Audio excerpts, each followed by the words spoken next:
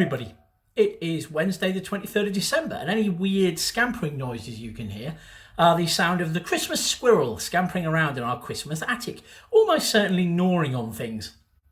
Anyway, as I say, it's Wednesday the 23rd of December, which means it is the 23rd day of Raffvent, a day that some cool people call Christmas Eve Eve, and that some bad hipsters call Chaviviv. They'll never catch on. And it is, of course, the day for opening, I think, let me check, this is the 24th day, the penultimate door on the Kinder Chocolate mini advent calendar, which we have been opening through Raffvent.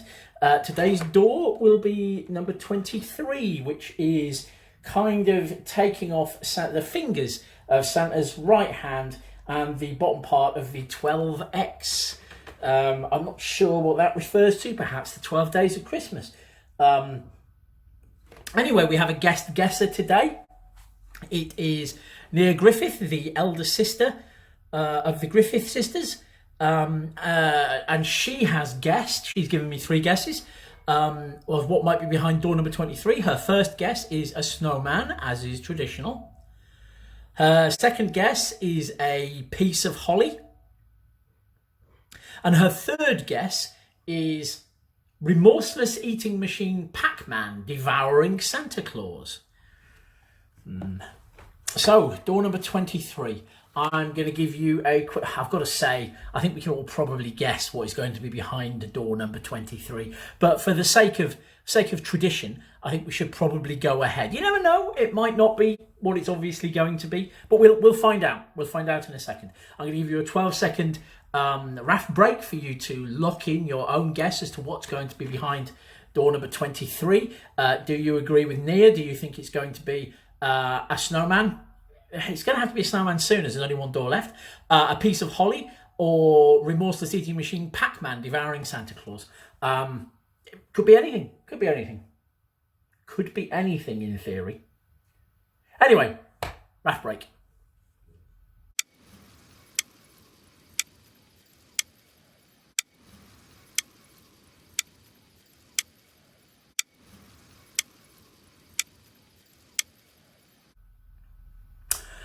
Welcome back.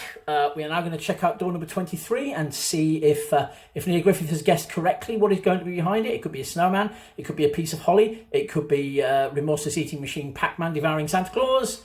And let's check with a drum roll. 23. Ta-da! It is. Well, I'm as surprised as you are, I'm certain, but it is in fact the monstrous shark of the early 80s video game Pacman devouring not only poor Santa Claus, who, as you can see here, is crying out in terror as he is pursued through the neon blue maze by the yellow goblin monster. But also it looks as if Inky and Clyde, 2 of Pacman's earlier victims, given that he is a ruthless serial killer, are also in the firing line. Oh, dearie me. I'm choked up by the idea of the horror that is going to be committed once we move aside from this. I've just been cheered up, however, because I've realised I've got a Kinder Chocolate to eat. Anyway, so that is day number 23. Join me tomorrow for day 24, the 24th day of Raffvent, a day that many people call Christmas Eve and that no hipsters anywhere call Cheeve. And we will see what's behind door number 24. We have another guesser tomorrow for our final set of guesses, and it will be exciting to find out what's there. We're now going to finish up with our fun Yuletide fact, which, as I must remind you, is fun and not educational, although I personally find today's fun Yuletide fact significantly less fun than many of the other Yuletide facts that we've had during Raffvent, mostly because I've spent a chunk of this afternoon looking at pictures associated with it, and they have scared and upset me because I'm a sensitive soul. Anyway, I will see you all tomorrow for Christmas Eve. Christmas Eve. Bye-bye.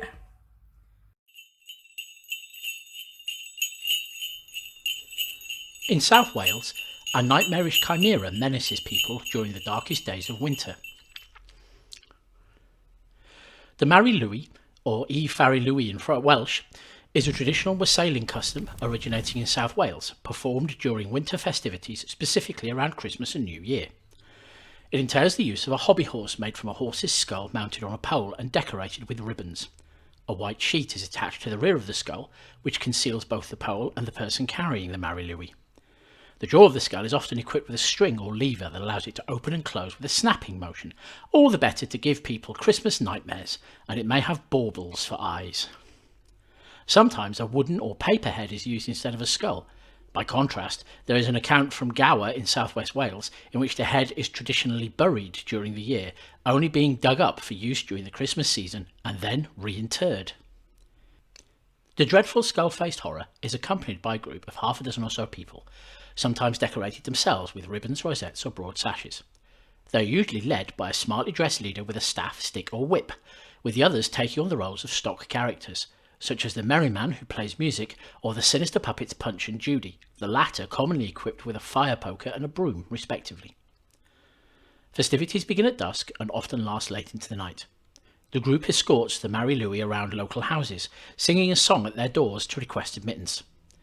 The inhabitants offer excuses as to why the abominable horse monster and its minions cannot come in, also in song. Back and forth the demands and excuses go, sometimes quite rude in nature, in a rhyming debate known as the punko. When the housefolk run out of excuses, they are obliged to let the Mary Louis and her followers enter, and to provide them with ale and food. If the Mary and her gang gain entry, the household is said to have good luck for the year.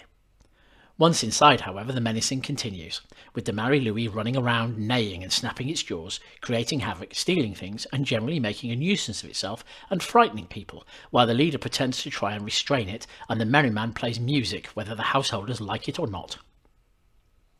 Once they have caused sufficient disturbance, they then move on to the next house, where the whole tumultuous cavalcade is repeated until every house has been visited or people are too drunk to continue, probably.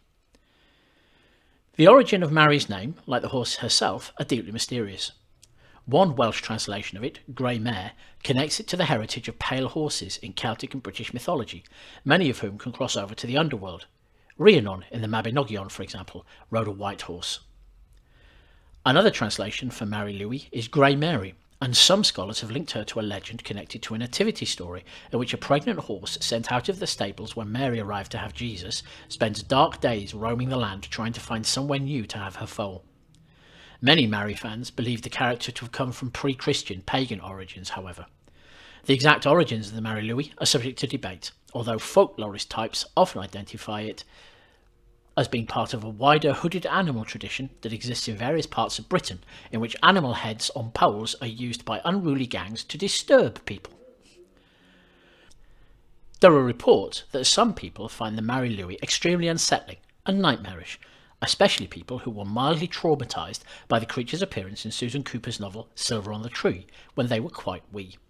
Traditionally, these people are given sweets and a nice cup of hot chocolate and left to curl up with a good book, especially after they spent the afternoon collecting pictures of the terrifying osseous chimera. Or they would be, if there was any justice.